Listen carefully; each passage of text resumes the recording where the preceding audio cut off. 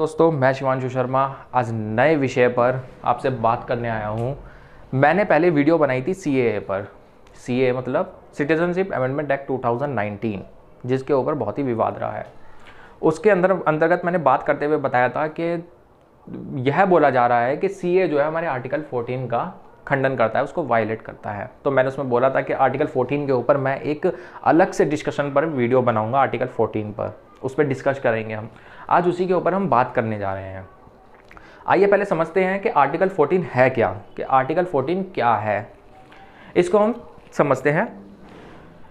Article 14 है विधि के समक्ष क्षमता और विधियों का समान संरक्षण। इसे इंग्लिश में बोलते हैं equality before law and equal protection of law. जो इक्वालिटी बिफोर लॉ है, ये हमारा ब्रिटिश से लिया गया है, ब्रिटेन से लिया गया है। ठीक है, जो ब्रिटेन से लिया गया है, इसके अंतर्गत क्या है, इक्वालिटी बिफोर लॉ। अभी हम इसकी बात कर रहे हैं। यहाँ पर दो पोर्शन है। यहाँ पर आर्टिकल 14 के अंदर दो बातें कही गई हैं। वो दो बातें क्या है, इक्वालिटी बिफोर लॉ और दूसरी बात है इक्वल प्रोटेक्शन ऑफ लॉ। पहले हम बात करेंगे इक्वालिटी बिफोर लॉ की, कि विधि के समक्ष क्षमता, हम इसकी बात करेंगे जो ब्रिटिश से लिया गया है।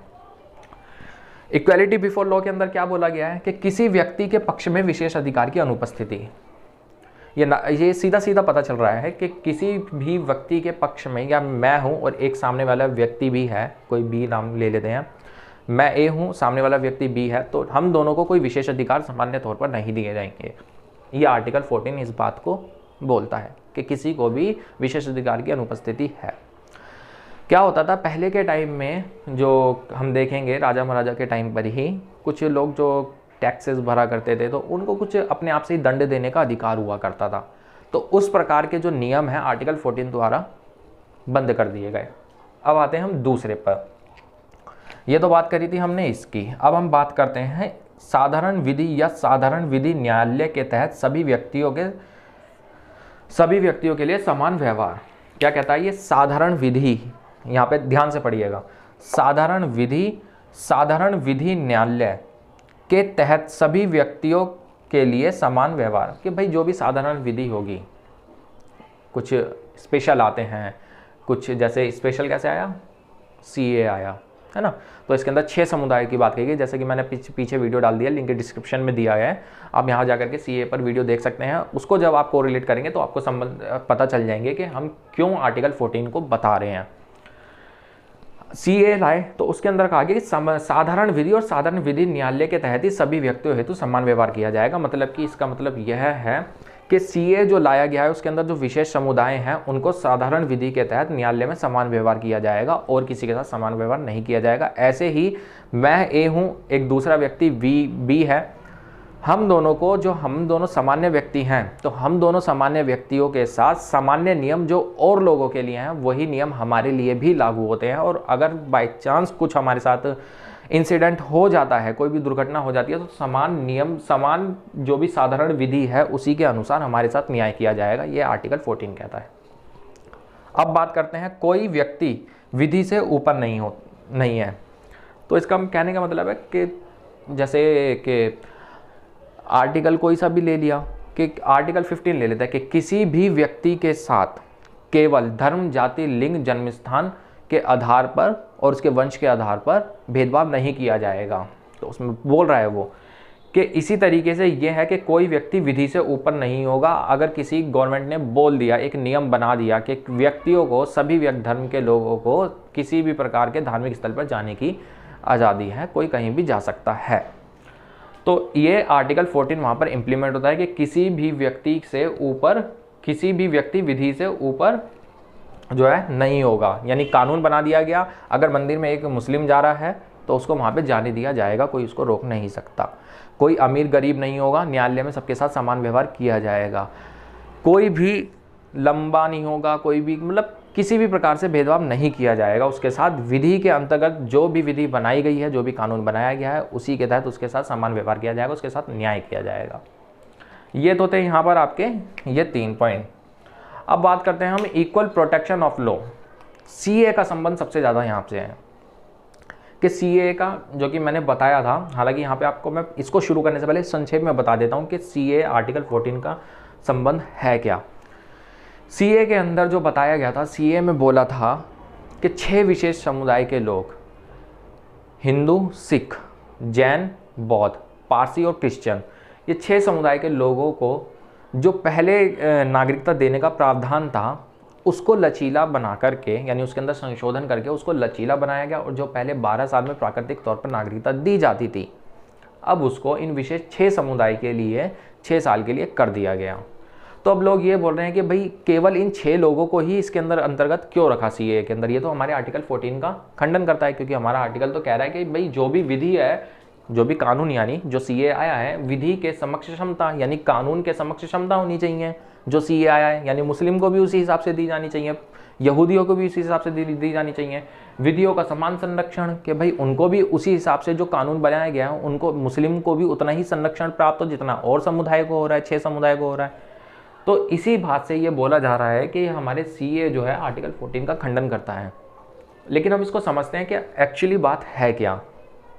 आप केवल विधियों के समक्ष क्षमता और विधियों का समान संरक्षण यानी इक्वालिटी बिफोर लॉ और इक्वल प्रोटेक्शन ऑफ लॉ के नाम से ही ये नहीं पता लगा सकते कि एक्चुअल में चीज़ है क्या, उसके अंदर लिखा क्या गया है, इसको समझना पड़ेगा। जो इक्वल प्रोटेक्शन ऑफ लॉ है यह अमेरिकी संविधान से लिया गया है। अब इसके अंदर बात करते हैं कि है क्या।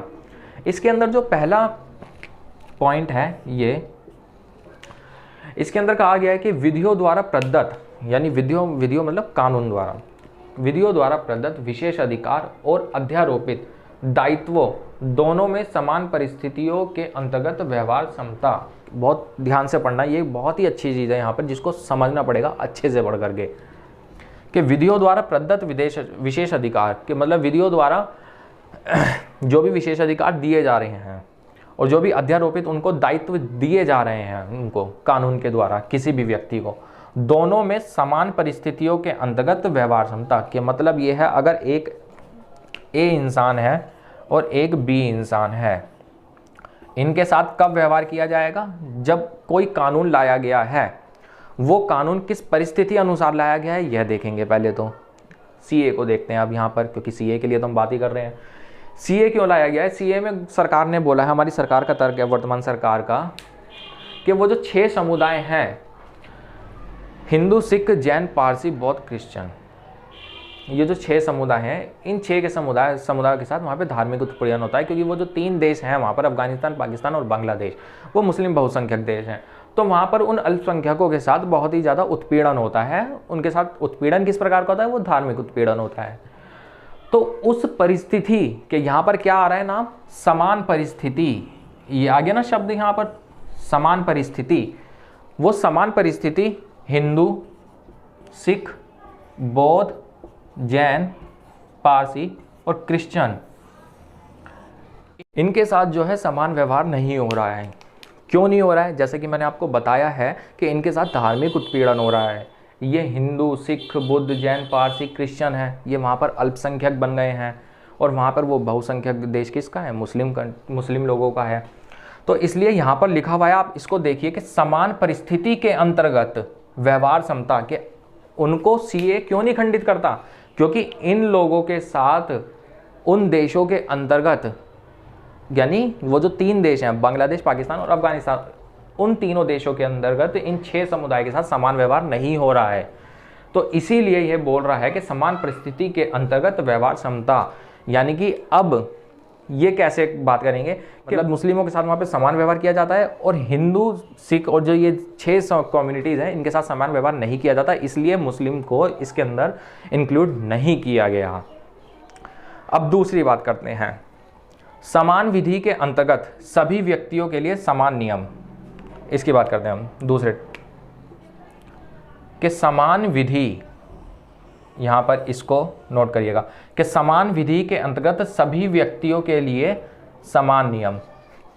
अब यहाँ पर भी हम लेते हैं, एक ए व्यक्ति है और एक बी व्यक्ति है, कोई भी विधि बना दी। जैसे हम इसको उदाहरण से समझते हैं कि पर्यावरण संरक्षण अधिनियम 1986 एक अधिनियम बनाया गया है, जिसके अंतर्गत कहा गया है कि न्यायालय में कोई भी केस, जो भी पर्यावरण संरक्षण अधिनियम 1986 के तहत अगर किसी भी बात का उल्लंघन होता है, तो वो न्यायालय उस पर जब तक विचार नहीं कर सकता जब तक केंद्र सरकार या फिर केंद्र सरकार द्वारा प्राधिकृत किसी व्यक्ति द्वारा शिकायत नहीं करी जाती। जब भी कोई कंप्लेंट न्यायालय में केंद्र सरकार या केंद्र सरकार द्वारा प्राधिकृत किसी व्यक्ति द्वारा नहीं करी जाती कंप्लेंट, जब तक उसके ऊपर न्यायालय अपने आप से विचार नहीं कर सकता। उसी को समझिए कि समान विधि के अंतर्गत सभी व्यक्तियों के लिए समान नियम है कि भाई एक ए को कर दिया केंद्र सरकार द्वारा नियुक्त, ए को कर दिया केंद्र सरकार द्वारा नियुक्त। पर्यावरण संरक्षण अधिनियम की बात चल रही है। पर्यावरण संरक्षण अधिनियम के तहत किसी भी जो भी उसके अंदर बात की गई है उसका उल्लंघन हो रहा है। और एक व्यक्ति बी है, ये साधारण व्यक्ति है, ये साधारण व्यक्ति हो गया, ये साधारण व्यक्ति है, ये केंद्र सरकार द्वारा नियुक्त है, केंद्र द्वारा नियुक्त केंद्र द्वारा, और ये साधारण व्यक्ति है। अब बात दोनों को पता चली तो ये साधारण व्यक्ति न्यायालय गया, कहता कि जी ऐसे ऐसे क्या कहते हैं पर्यावरण संरक्षण अधिनियम 1986 के तहत ये बात लिखी गई है कि कोई भी जो भी मतलब पर्यावरण को क्षति नहीं पहुंचाएगा, इस प्रकार का कोई एक विशेष पौधे की प्रजाति है उसको कोई क्या कहते हैं क्षति नहीं पहुंचा सकता, नुकसान नहीं कर सकता। ये ऐसा बी बोलने वहाँ पर गया, इसने बोला कि अब ये वहाँ पर कोई भी मतलब फाइल उसके थ्रू केस लड़ने गया तो वहाँ पर इसकी नहीं सुनी जाएगी। क्यों नहीं सुनी जाएगी? क्योंकि ऐसा पर्यावरण संरक्षण अधिनियम 1986 के तहत कहा गया है कि कोई भी साधारण व्यक्ति तो नहीं जा सकता, लेकिन केंद्र सरकार या फिर केंद्र सरकार द्वारा नियुक्त कोई भी व्यक्ति जो है प्राधिकरण वो उसके तहत जाएगा। यानी यहाँ पर किसको प्रायोरिटी मिली? ए को मिली, यहाँ पर ए को प्रायोरिटी दी गई। इसीलिए यहाँ पर यह कहता है कि समान विधि के अंतर्गत सभी व्यक्तियों के लिए समान नियम हैं। अब बात करते हैं सीए की, इसी के अंतर्गत कि समान विधि के अंतर्गत सभी व्यक्तियों के लिए समान नियम हैं। आर्टिकल 14 जो है और जो सीए है उसमें संबंध बताते हुए ये कहा गया है कि जो सीए के अंदर 2019 का अमेंडमेंट है, नागरिकता संशोधन अधिनियम 2019 यानी सिटीजनशिप अमेंडमेंट एक्ट 2019 जो बनाया गया है उसके अंदर लचीला प्रावधान किया गया है इन 6 समुदाय के लिए। अब वो 6 समुदाय के लिए जो प्रावधान किया गया है वो किसके लिए है? समान विधि के अंतर्गत इन सबके साथ समान व्यवहार किया जाएगा, लेकिन और किसी के साथ समान व्यवहार नहीं किया जाएगा। ये हमारा आर्टिकल 14 बोलता है, ठीक है। तो इसलिए और किसी को हम ये मना नहीं कर सकते कि उनको नागरिकता तो दी जा रही है, लेकिन जो विधि बनाई गई है समान विधि, ये समान विधि किसके लिए है? इन 6 समुदाय के लिए है, वो और किसी समुदाय के लिए नहीं है, ठीक है। इसलिए समान विधि के अंतर्गत सभी व्यक्ति, वो सभी व्यक्ति कौन है? यहाँ पर सभी व्यक्ति कौन है? यहाँ पर सभी व्यक्ति हैं हिंदू, सिख, बौद्ध, जैन, पारसी, क्रिश्चियन, ये 6 व्यक्ति यहाँ पर सभी व्यक्ति हैं, इनके साथ समान व्यवहार किया जाएगा। हालांकि जो 2 अलग व्यक्ति हैं, जो अलग समुदाय हैं, उनको नागरिकता दी जाएगी, वो जो पहले का प्रावधान था 12 साल वही रहेगा, उसी के अनुसार दी जाएगी। लचीला जो बनाया गया यानी समान विधि जो लचीली बनाई गई किसके लिए? ये 6 समुदाय के लिए बनाई गई है। अब बात करते हैं बिना भेदभाव के, तीसरे पे अब बात करते हैं बिना भेदभाव के समान के साथ समान व्यवहार होना चाहिए। बिना भेदभाव के समान के साथ समान व्यवहार होना चाहिए। अब यहाँ पर क्या बात कर रहे हैं, यहाँ देखिए, बिना भेदभाव के मतलब किसी के साथ डिस्क्रिमिनेशन नहीं किया जाएगा, लेकिन किया भी जाएगा। ये ऐसा भी बोल रहा है कि किया भी जाएगा। वो कैसे बोल रहा है कि बिना भेदभाव के समान के साथ, यानी एक ए है और एक बी व्यक्ति है, समान के साथ, इनकी परिस्थिति अलग अलग है। एक राजदूत है और एक साधारण व्यक्ति है। ए जो है राजदूत है, ये हो गया राजदूत।